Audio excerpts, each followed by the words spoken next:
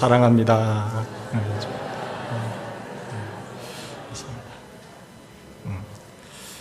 무덥지만 여러분 성전에 오르신 여러분에게 하나님의 크신 은총과 축복이 넘치길 바랍니다. 오늘 우리 찬양대에 참 얼음 냉수와 같은 그런 은혜의 찬양을 주셔서 감사합니다. 제가 삼청천으로 들어갈 뻔했습니다. 잔잔하지만 우리의 심금을 울리는 찬양이고 또 가사 내용도 보니까 참 좋네요. 그래서 하나님 우리의 기도가 되기를 바랍니다. 오늘 우리에게 주시는 하나님의 말씀은 여호수아서 1장 10절에서 18절까지 말씀을 우리 한 절씩 교독하겠습니다. 이에 여호수아가 그 백성의 관리들에게 명령하여 이르되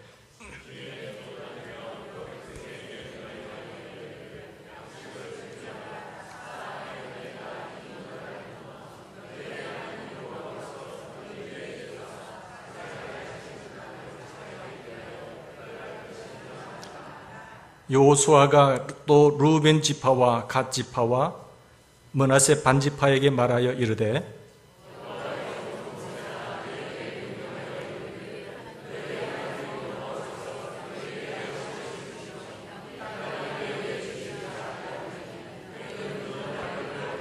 너희의 그 처자와 가축은 모세가 너희에게 준 요단 이쪽 땅에 머무르려니와 너희 모든 용사들은 무장하고 너희의 형제보다 앞서 건너가서 그들을 돕되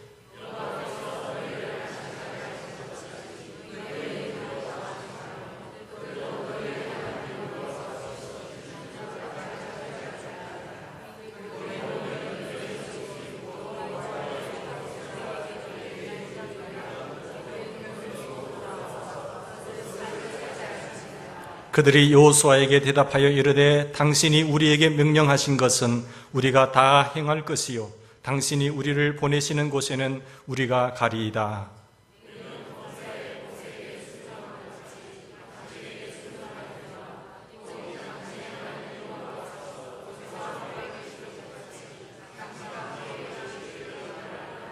같이 묵독합시다.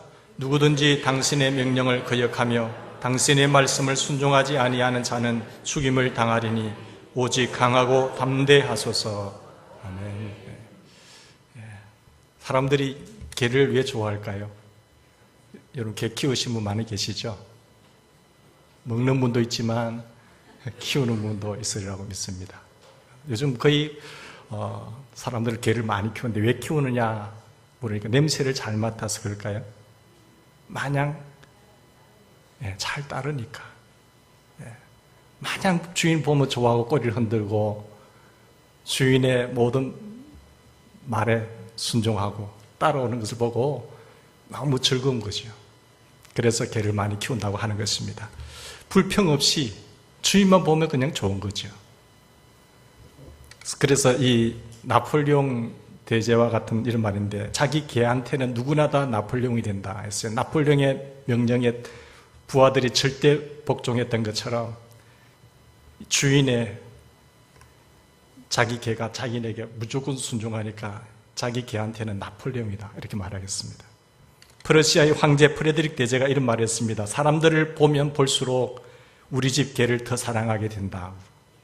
사람들은 보면 볼수록 때로는 배신도 하고 오래 지낸 사람이라고 하더라도 배반도 하고 대들기도 하고 원망도 하지만 우리 집 개는 개를 더 사랑할 수밖에 없는 것은 나에게 너무 잘 따라오고 변함도 없고 끝까지 죽을 때까지 주인을 사모하고 순종하고 복종하는 것을 본다고 말했습니다. 여러분 개를 통해서 우리가 개처럼 되자는 것이 아니라 개를 통해서 순종을 배우자는 것입니다. 순종. 지난 시간에 이어서 우리 오늘 10절부터 읽은 말씀 보면 순종에 대해서 말씀하세요. 하나님께서. 순종을 왜 해야 되느냐? 우리의 모든 천지의 창조주인은 하나님이시고 인생의 생사화복이 하나님의 절대 손에 있습니다. 그렇기 때문에 하나님의 모든 것을 가리신 하나님께서 우리에게 주시기를 기뻐하시는데 우리는 받을 그릇이 안 되면 못 받는 것이죠.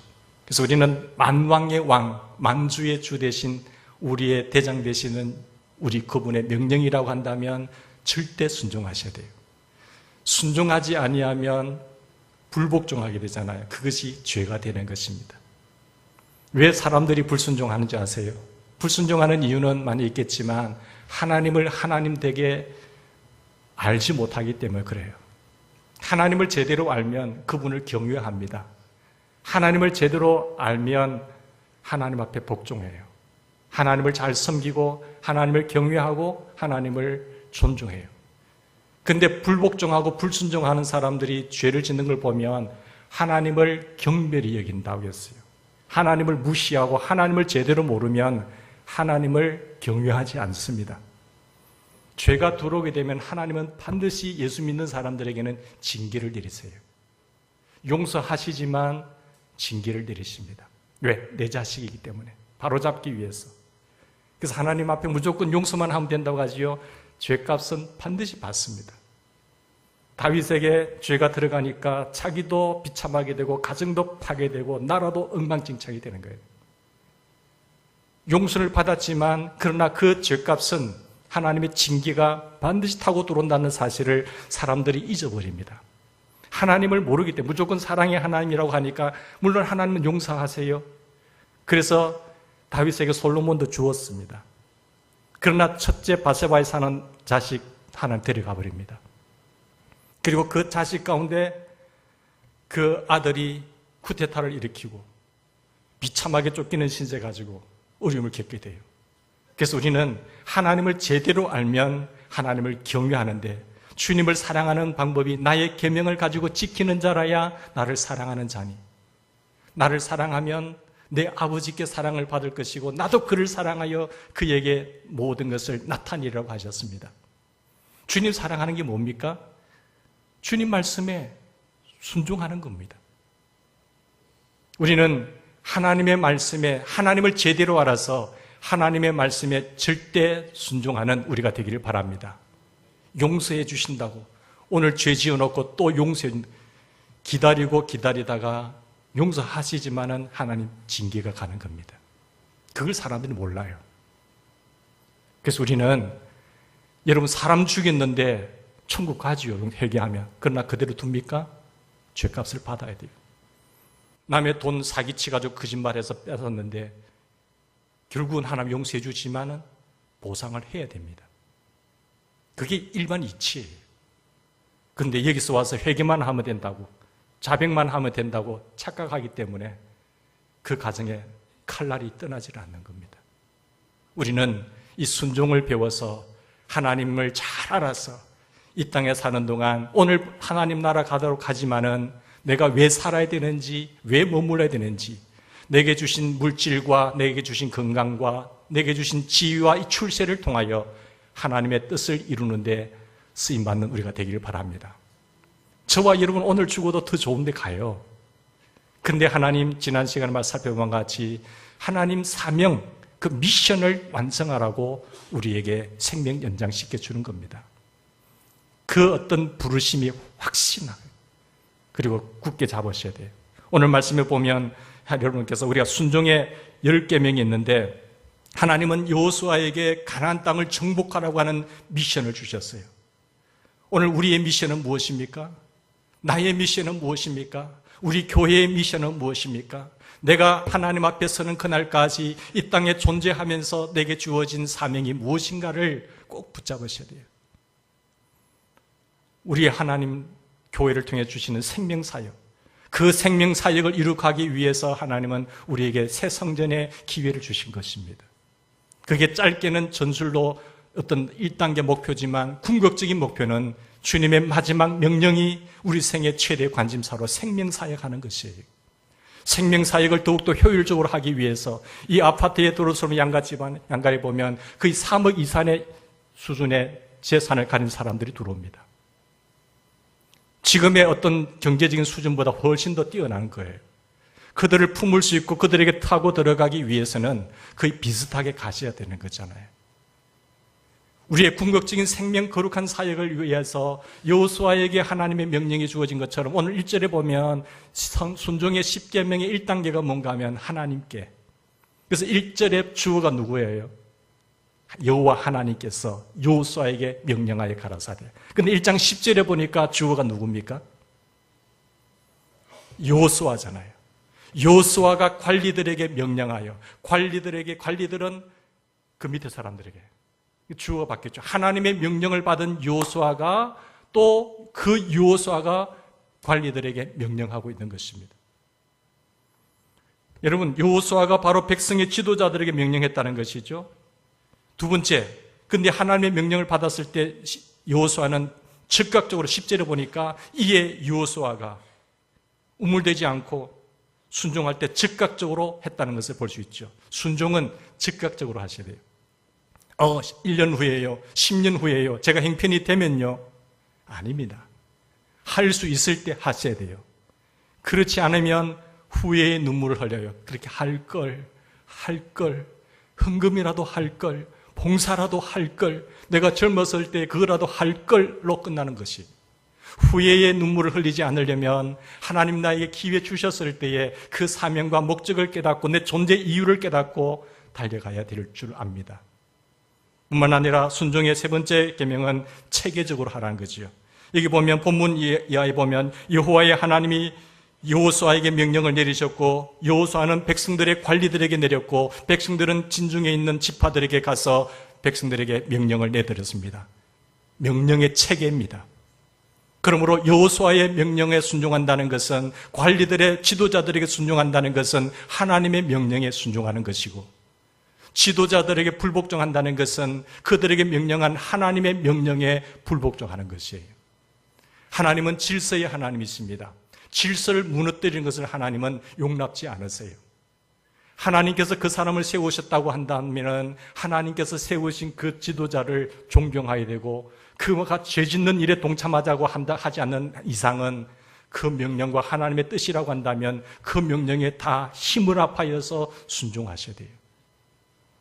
그리고 네 번째 뭡니까? 여호수아가 하나님의 명령을 하달할 때 이렇게 말했습니다. 11절 보십시오. 사흘 안에 너희가 이 요단을 건너 너희 하나님 여호와께서 너희에게 주사 하신 땅을 차지하게 하기 위하여 들어갈 것임이니라. 하나님이 여호수아에게 명령하셨잖아요. 그 땅을 차지하고 들어가라. 그런데 이 명령을 하달할 때에 할 수가 있겠습니까, 여러분? 지금 현실은 물이 넘실대고 요단강이 넘실대고 있고 들어가면 여리고성이 있고 그러는데 여러분 갑시다 하고 했을 때 말할 수 있겠습니까? 하나님의 명령이니까 믿고 갈 수 있겠습니까? 그렇게 말하기는 쉽지가 않는 거예요. 난관이 있고 어려움이 있고 힘든 상황인데 그렇게 하자고 말한다는 것은 입에 떨어지지 않는 것입니다. 그런데 여호수아는 하나님의 말씀을 그대로 믿고 순종했습니다. 이 믿음이 필요해요. 이 믿음이 없는 사람은 불가능한 것 같다. 하나님의 명령이 주어졌음에도 불구하고 백성들이 복을 받게 해야 되는데 그 땅을 차지하게 해야 되는데 자기가 믿음이 없기 때문에 아이고 안 되겠다. 중간에 명령을 하다라는 사람이 믿음이 없으면 이 모든 하나님의 뜻이 여기까지 실천이 안 된단 말이에요. 그래서 중간에 있는 여호수아가 믿음을 갖고 상황은 요단강에 물이 넘실대고 어려운 상황이지만은 하나님이 본인에게 주신 뜻이라고 명령을 백성들에게 하달을 했어야 돼요. 어떤 사람들은 중간에 믿음으로 가르쳐가고 자기 믿음 없는 것을 가지고 안 되겠다고 불신앙의 말을 하고 하면 안 되잖아요. 정탐을 한 12사람이 있었지만 10명은 불신앙의 사람이 되어서 자기들이 믿음 없는 것을 보고 선동했습니다. 백성들이 그 소리를 듣고 다 아우성했어요. 그들은 하나님의 뜻을 이루지 못했어요. 그리고 다 그 땅에 들어가지 못해서 죽습니다. 그러나 여호수아와 갈렙은 주어진 상황 하나님의 명령이기 때문에 하나님의 약속이기 때문에 믿음의 말을 하고 이야기를 합니다. 그리고 그리고 그 다음 세대들이 들어가게 돼요. 우리는 내 자신이 믿음 없는 자가 되지 않기를 바랍니다. 그리고 다 함께 복을 누릴 수 있도록 이끌어갈 수 있는 믿음의 고백이 있기를 바랍니다. 믿음 있는 사람만이 순종합니다. 다섯 번째는 함께 12절부터 18절까지 보시면 여호수아가 루벤 지파와 갓 지파와 므낫세 반 지파가 있죠. 요단강 동편을 통해서 올라가서 그 땅을 먼저 차지했습니다. 그리고 요단강을 건너서 요단 서편을 차지해야 돼요. 가나안 땅을. 그런데 이 12지파가 있는데 그 12지파 사람들을 보면은 이 땅을 차지했지만 동쪽의 지파가 두 지파 반입니다. 두 지파는 루벤 지파, 갓 지파, 그리고 므낫세 반 지파예요. 그리고 9지파 반은 아직도 땅을 차지하지 못하고 있잖아요. 그런데 당신네들은 이 땅을 차지했기 때문에 우리는 됐다. 이제 당신네들은 당신네 일이니까 당신네들 알아서 하라고 이렇게 내버려 두지 않았어요. 순종이라고 하는 것은 함께 순종하는 것입니다. 여기 보십시오. 가나안 땅을 차지하는 전투에 너희들도 동참해라는 것입니다. 12절부터 18절까지가 그 말씀이잖아요. 하나님께 하셔야 되고 즉시 하셔야 되고 체계적으로 하셔야 되고 믿음을 가지고 순종해야 되지만 함께 하셔야 돼요. 형제보다 앞서서 14절에 보십시다. 그러면 다 함께 순종하는 모습을 보면서 14절에 보니까 여호수아는 두 지파 반이 루벤 지파, 갓 지파, 므낫세 반 지파 이 사람들이 가나안 정복 전투에 동참할 때에 어떻게 하라고 했습니까? 형제보다 앞서서 건너가서 그들을 도우라. 형제들보다 즉 9지파 반들이 있지만은 그들보다 앞서서 너희들이 먼저 앞서서 가서 도우라는 거예요. 희생하라는 거죠. 먼저 희생하라는 거예요. 너희들이 먼저 차지했지 않느냐? 먼저 땅 분배받았지 않느냐? 너 많이 복 받았지 않느냐? 그러니까 너희들에게 주신 은혜를 기억하고 먼저 가서 희생하라. 그들을 도우라. 14절 말하고 있죠. 자기 땅을 이미 확보한 두 지파 반에게 형제들보다 앞서서 최전방에 가서 싸우라는 거예요. 이것은 두 지파 반에게 특별한 희생을 명령한 것입니다. 하나님의 명령에 순종할 때에 다른 사람들보다 먼저 더 희생할 각오로 해야 되는 거예요. 먼저 많이 받은 사람들은 먼저 희생을 하셔야 돼요. 나는 이만큼 됐으니까 이제 당신네들 할 거야? 그렇게 하시면 안 된다는 거죠.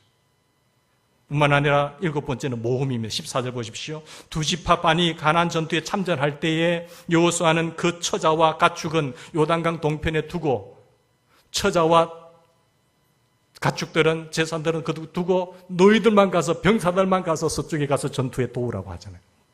그런데 우리가 갔는데 이들이 누군가 적군들이 와서 우리 처자를 괴롭히고 가축을 다 가져간다고 한다면 얼마나 난감하겠어요. 그런 불안감이 있지요. 그런데 이들은 하나님의 명령에 전투에 참여하고 두고 갑니다. 하나님께서 지키시라고 믿고 하나님이 함께 하실 것이라고 믿고 두렵고 떨림이지만은 난관이 있지만 하나님이 너와 함께 할 것이다. 사명을 완수하는 자에게는 하나님이 함께 할 것이다 하겠어요. 그러니까 두려워하지 말고 놀라지 말고 마음을 강하게 하고 담대히 하라고 말씀하고 있잖아요. 내 상황과 논리로 본다고 한다면 내가 지켜야 되는데 두고 내가 책임질 테니까 너는 가라는 거예요. 사명 완수하라는 거잖아요. 그게 모험입니다. 믿음의 모험이죠. 하나님의 손에 모든 것을 맡기고 순종하는 것이 이 믿음의 모험이라는 거예요. 뿐만 아니라 8번째는 17절 보십시다. 두 지파 반은 17절에서 우리는 범사의 모세에게 순종한 것 같이 당신에게 순종하겠습니다. 그들은 지도자 모세에게 절대 복종하겠다는 것 아니겠습니까? 복종했습니다. 우리가 모세에게 절대 복종했던 것처럼 당신에게도 복종하겠나이다. 순종의 핵심은 절대 복종입니다. 내가 하나님을 알고 하나님이 어떤 분인가를 제대로 알면 절대 복종이에요. 의지적으로 다 할 수 있어요. 사랑하면 사랑할수록 순종할 수 있어요. 그래서 나를 계명을 지키는 자라야 나를 사랑하는 자니 하나님을 제대로 알고 하나님을 바로 알면 그를 경외하는 마음이 생겨요. 하나님을 사랑하고 싶은 마음이 불부터 일어나게 돼요. 그러면 순종해요. 마음이 없고 자기 편리 위주로 살고 하나님을 제대로 모르니까 하나님 무시하고 하나님 말씀 뭉개버리고 자기 뜻대로 사는 거예요. 우리가 의지만 가지면 내 내일 새벽에 일어나야지. 내내 이거 주님의 일을 해야지. 생각만 하더라도 의지만 가지면 합니다. 왜 못해요? 근데 마음이 없는 거잖아요. 사랑하는 여러분, 17절에 보면 절대적으로 하셔야 돼요. 그리고 17절에 보면 두 지파 반이 뭐라고 이야기하죠? 기도하잖아요. 당신의 하나님 여호와께서 모세와 함께 계시던 것 같이 당신과 함께 계시기를 원하나이다. 기원하고 있어요. 지도자를 위해서 기도하고 있잖아요. 당신은 나와 스타일이 달라요. 맞지 않아요. 라고 해서 내몰라라 하는 것이 아니라 당신이 하나님의 거룩하신 뜻을 그 명령에 순종함에 따른 같이 우리가 하나님이 당신과 함께 하기를 원한다. 지도자를 위해서 기도할 수 있기를 바랍니다. 죄 짓는 일이 아니라고 한다면 같이 동참하면서 모험하면서 기도하셔야 돼요. 여호수아에게 함께 하시기를 기도한 거잖아요. 이것은 지도자를 위해서 기도하면서 순종한 것을 말하고 있습니다. 그리고 18절 보십시다. 두 지파 반은 18절에서 누구든지 당신의 명령을 거역하며 당신의 말씀을 순종하지 아니하는 자는 죽임을 당하리니 오직 강하고 담대하소서. 오직 당신은 강하고 담대하소서. 격려하고 있는 거예요. 여호수아의 명령에 불복하는 사람은 당연히 전시 상황이기 때문에 사형감입니다. 두 지파 반은 절대 순종을 약속하면서 우리는 절대 순종하겠습니다. 당신은 마음을 강하게 하고 담대하소서. 우리가 하나님의 주신 그 미션을 우리는 완성하십시다. 함께 합시다. 믿음을 가지고 모험합시다. 하나님이 우리와 함께 할 것입니다. 모세와 함께 하셨던 것 같이 당신과 함께 할 것이고 그 하나님이 우리의 처자와 가축을 지키실 것이고 하나님이 우리를 통해서 이 놀라운 축복의 기회를 허락하신 그 일을 주신 하나님 앞에 감사하면서 사명 완수하는 일에 가는 거예요. 이게 절대 순종이죠. 명령은 토론하는 것이 아니라 실천거리입니다. 2차 세계대전 때 영국의 명장 몽고메리 독실한 기독교인이죠. 장군이었죠. 그런데 아프리카 전투에서 패배한 이유를 그가 알고 나서 아프리카 전투에서 왜 패배한 줄 아시느냐고 그 이유를 말했습니다. 기본 원리.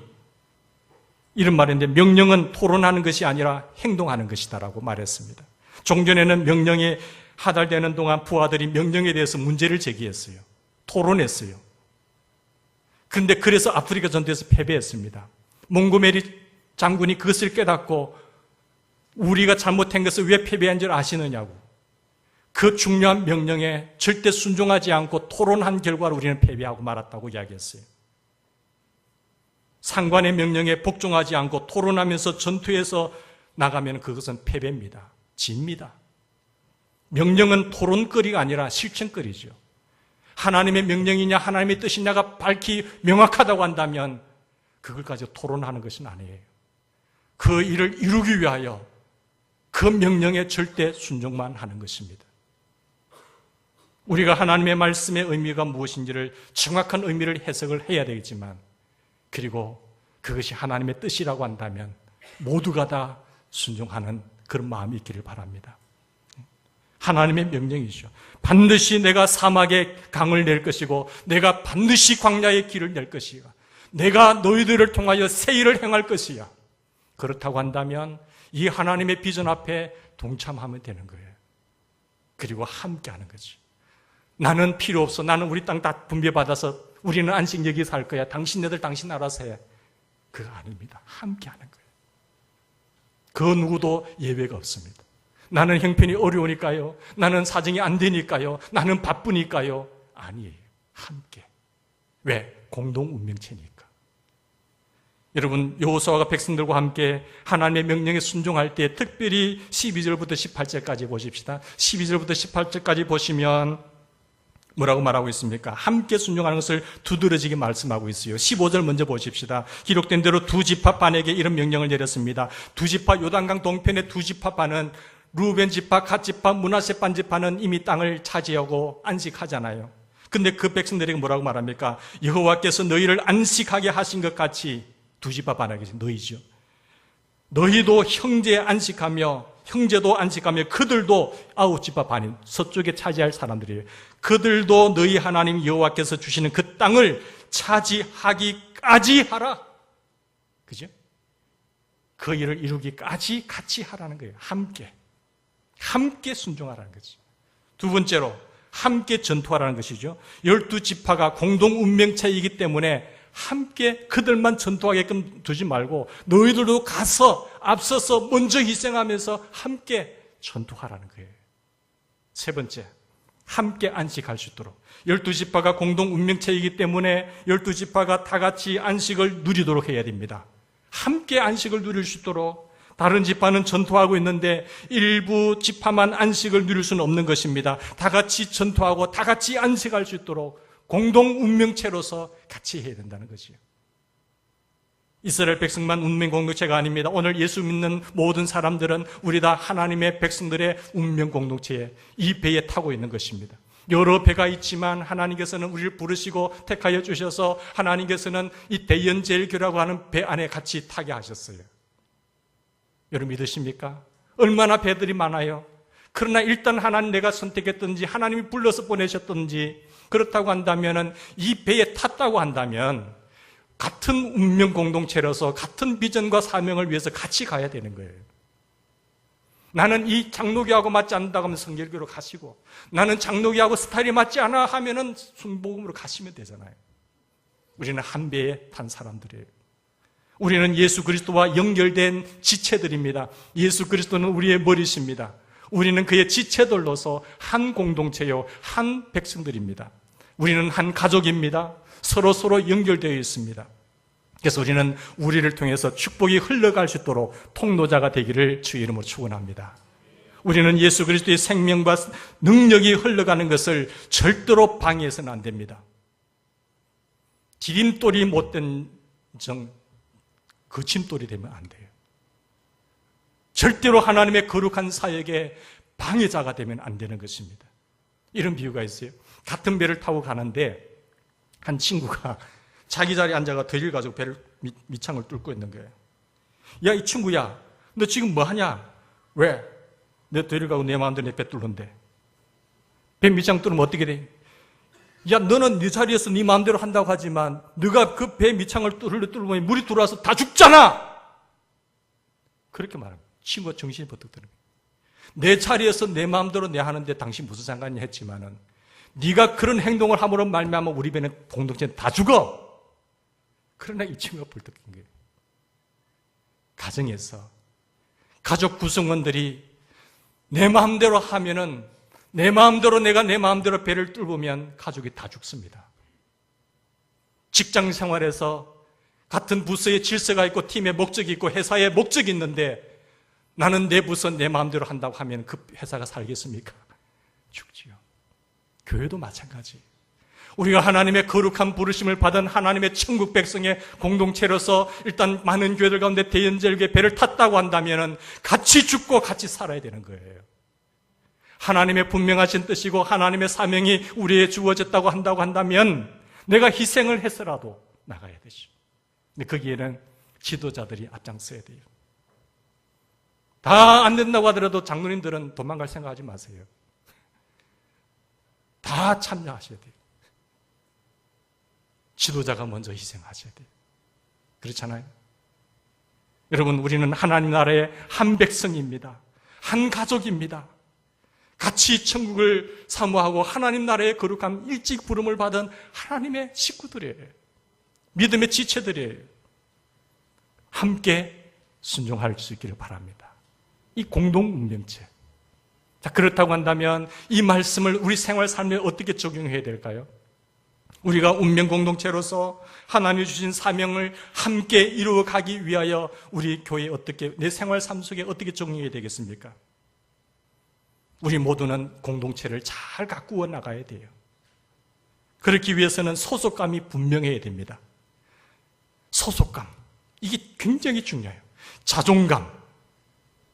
여러분, 대인절교에 하나님 같이 섬긴다는 것이 자존감을 갖고 계세요? 이렇게 소속감이 있으세요? 이게 회복이 첫 번째입니다.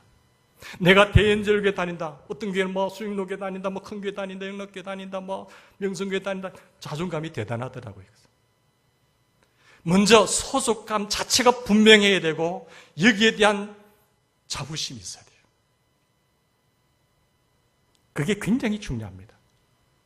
나는 이 팀의 멤버로서 내가 찾아왔든지 내가 어떻게 하나님 보내셔서 왔든지 나는 하나님의 한 공동체로서 같은 배를 탔다고 한다면 이 소속감에 대한 확신을 가지셔야 돼요.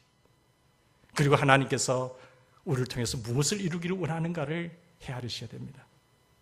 여기에 보면 은사도 다 다른 사람들이에요. 다 경험도 다 다른 사람들이에요. 그리고 지식의 체계도 수준도 다 달라요. 가진 것도 다 달라요.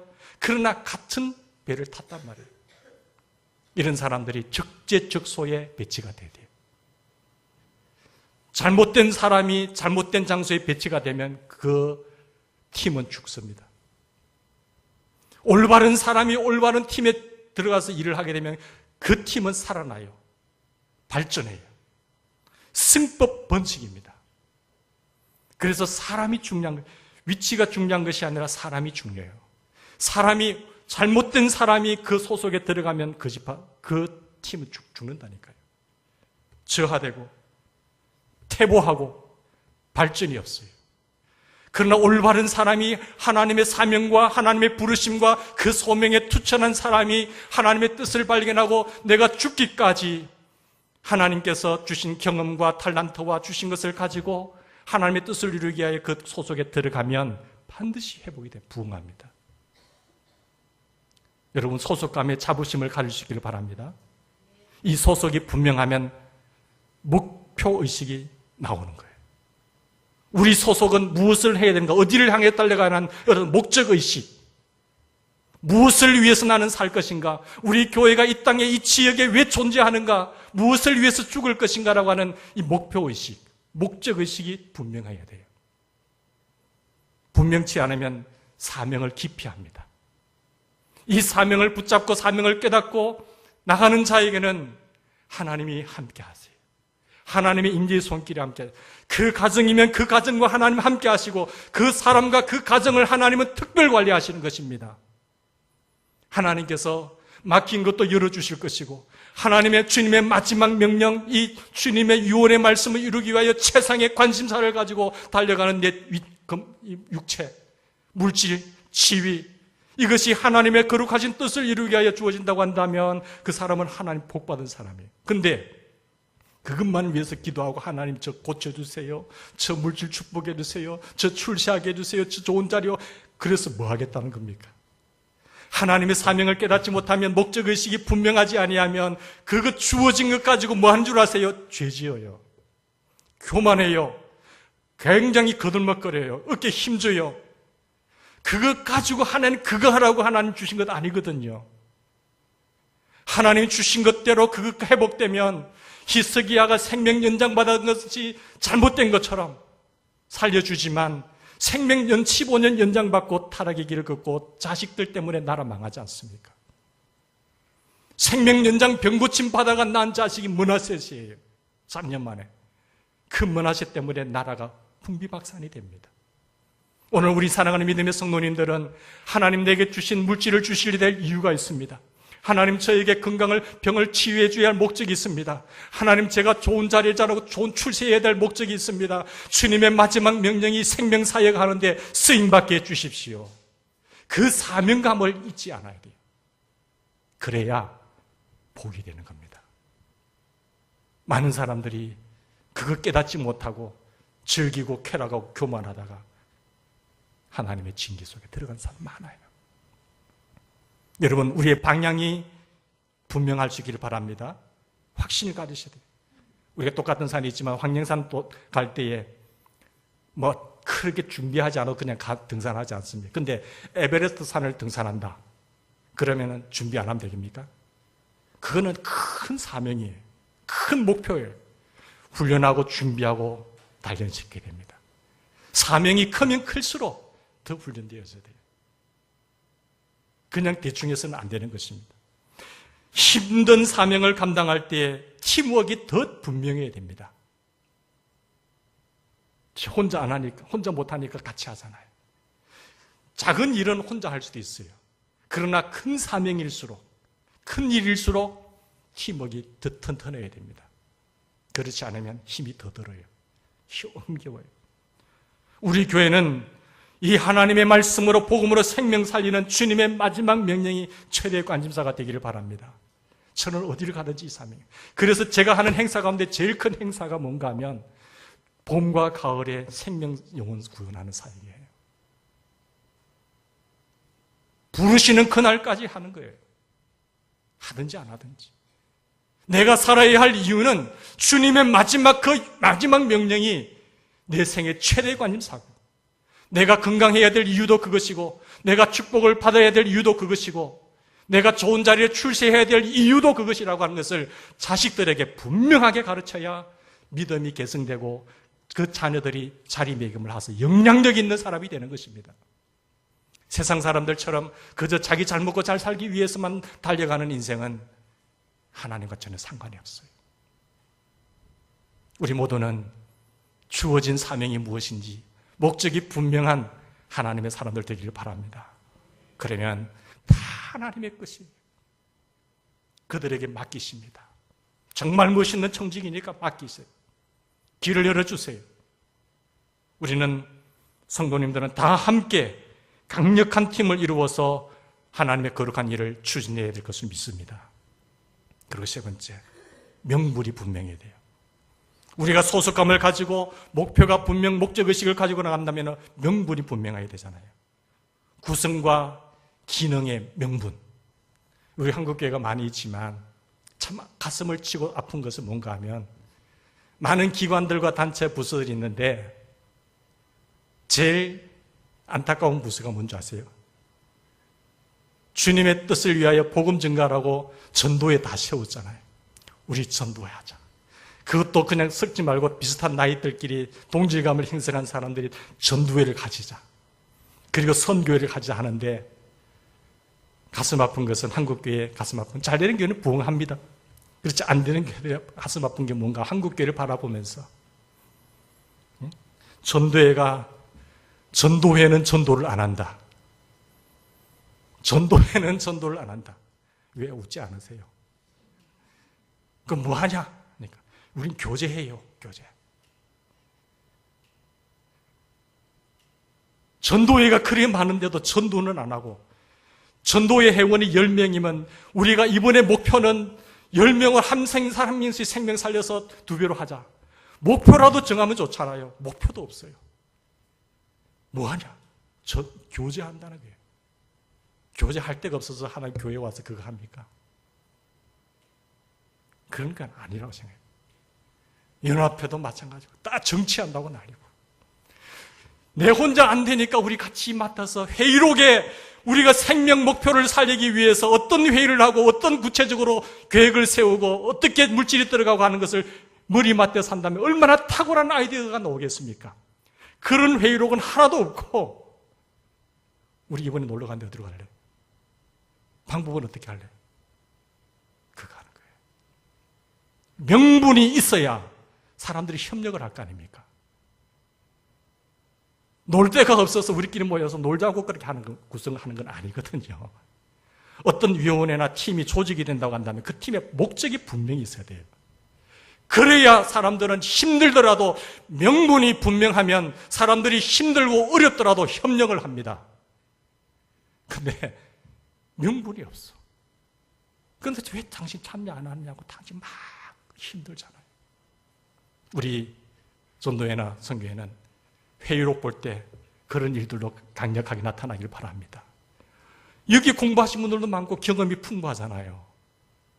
주님의 그 명령에는 전혀 상관없고 우리가 무엇 때문에 존재해야 되는 그 팀의 이유도 존재 이유도 없으며 그냥 세월이 흘러가는 거예요. 그러면 하나님께서 주님 오시고 맡겨놓고 언제 뭐라 하신지 아세요? 악하고 게으른 종들아 반드시 주님 심판하세요. 그죠? 왜 팀이 필요합니까? 왜 우리가 위원회가 필요합니까? 그거는 목적이 분명하지.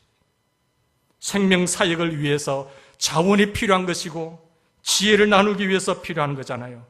그래서 이 성공과 책임의 기쁨을 하나님께 영광이요 우리는 보람과 기쁨으로 충만한 거예요. 그런 어려운 일들을 하더라도요 몸이 피곤하더라도요 내 물질이 들어가더라도요 기뻐요. 행복해요. 잠시 인간의 즐김을 위해서 한 거는요 그때는 즐겁지만 허해요. 내가 이걸 위해서 존재하냐? 내가 이걸 위해서 살았느냐고.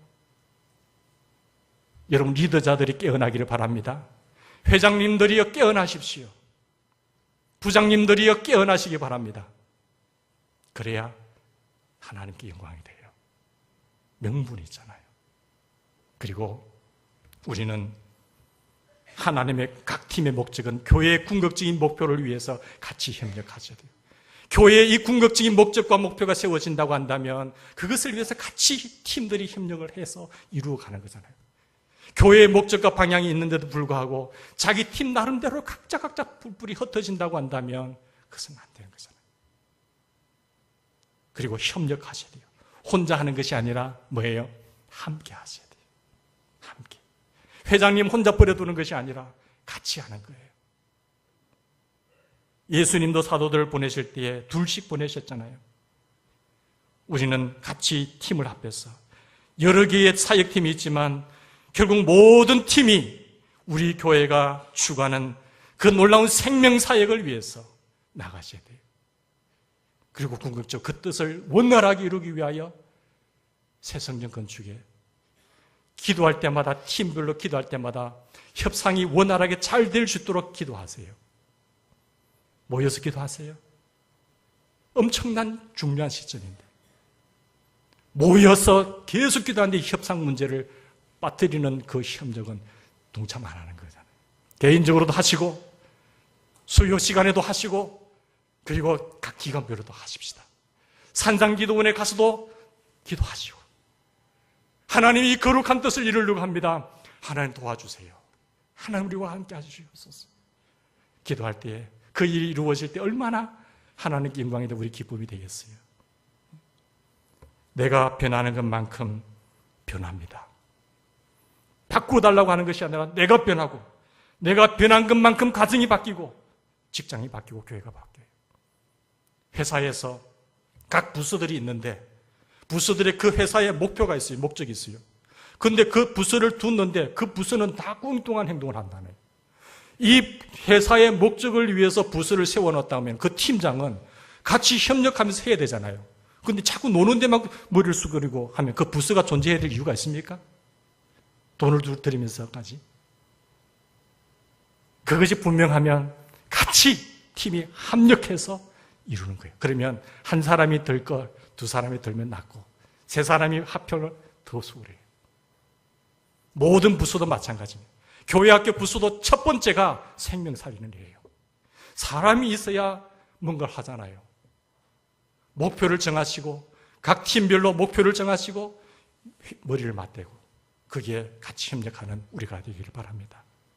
그래서 하나님이 주신 사명을 함께 이루어 갈 때 거기에 성장과 발전을 위한 변화가 있을 줄 믿습니다.